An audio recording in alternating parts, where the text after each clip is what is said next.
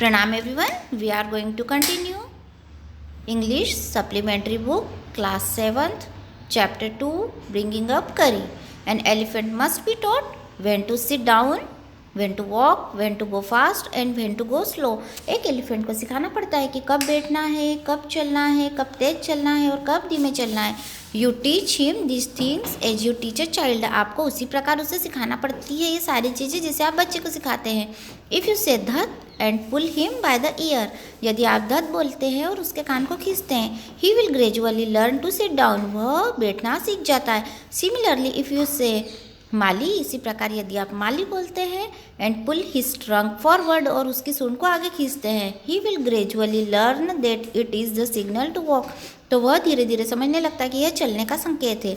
करी लर्नड माली after 3 lessons. करी ने माली वर्ड 3 बार में ही सीख लिया था. But it took him 3 weeks to learn धत, लेकिन उसे धत वर्ड सीखने में 3 सप्ताह का समय लगा. He was no good at sitting down, वह बैठने में अच्छा नहीं था. And do you know why an elephant should be taught to sit down, और आप जानते हैं कि एलिफेंट को बैठना सिखाना बहुत ज़रूरी होता है. Because he grows taller and taller, क्योंकि वह बहुत बड़ा होता है, बहुत ऊंचा होता है. देन यू, आपकी तुलना में बहुत ऊंचा होता है. Who take care of him, जो कि उसकी देखभाल करते हैं. So that when he is 2 or 3 years old, इसलिए जब वह 2 या 3 साल का हो जाता है, you can only reach his back with a ladder, तब आप उसकी पीठ तक केवल एक नसेनी से ही पहुँच सकते हैं. लेडर मीन्स नसेनी या सीढ़ी. It is therefore better to teach him to sit down by saying धत, इसीलिए यह बहुत अच्छा होता है कि आप उसे धत बोलकर बैठना सिखा दें. So that you can climb upon his back, फिर आप उसकी पीठ पर आसानी से चढ़ सकते हैं. For who would want to carry a ladder around all the time, क्योंकि नहीं तो सारे समय लेडर लेके उसके चारों ओर कौन घूम सकता है उसके साथ. The most difficult thing to teach an elephant is the master call. सबसे कठिन काम एक एलिफेंट को सिखाना वह है master call. He generally takes 5 years to learn it properly, उसे सामान्यतः 5 वर्षों का समय इसे सीखने में लगता है. The master call is a strange hissing howling sound as if a snake and a tiger were fighting each other. यह जो मास्टर कॉल होता है एक अजीब सी आवाज़ होती है, अजीब सी हिसिंग की और हॉलिंग का साउंड होता है, जैसे एक स्नेक और एक टाइगर लड़ रहे हों एक दूसरे के साथ. And you have to make that kind of noise in his ear, और आप इस प्रकार की आवाज़ उसके कान में निकालते हैं. And do you know what you expect an elephant to do when you give him the master call, और आप क्या अपेक्षा करते हैं, आप क्या सोचते हैं कि एलिफेंट क्या करेगा मास्टर कॉल को सुन के. If you are lost in the jungle and there is no way out, यदि आप जंगल में खो गए हैं और कोई भी रास्ता बाहर आने का नहीं है. And everything is black except the stars above, और आपके चारों ओर काला ही काला है, आपको कुछ समझ में नहीं आ रहा है कि क्या किया जाए, चारों ओर केवल आपको स्टार्स दिखाई दे रहे हैं. You dare not stay very long anywhere, तब आप कहीं पर भी ज़्यादा लंबे समय तक नहीं रह सकते.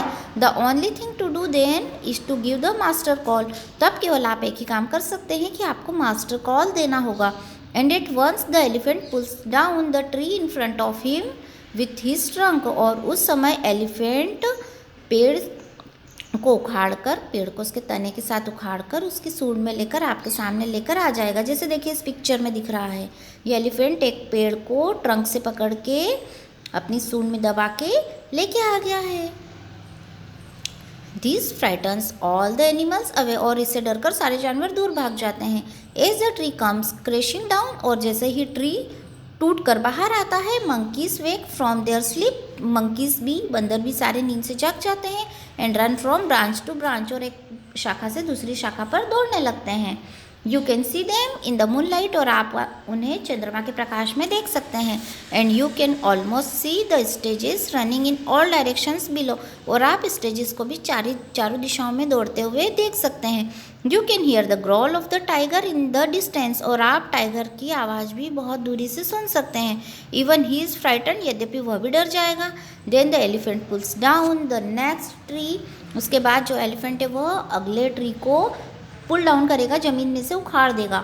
एंड द नेक्स्ट, और अगला, इस प्रकार से वह पेड़ों को जड़ से उखाड़ता जाएगा. Soon you will find that he has made a road right through the jungle straight to your house, जल्द ही आप पाएंगे कि उसने एक रास्ता बना दिया है जंगल से लेके सीधा आपके घर तक का. तो इस प्रकार एलिफेंट्स जो हैं वो हमारी हेल्प करते हैं। This story is written by Dhan Gopal Mukherjee. So we have completed this chapter. Thank you for watching this video.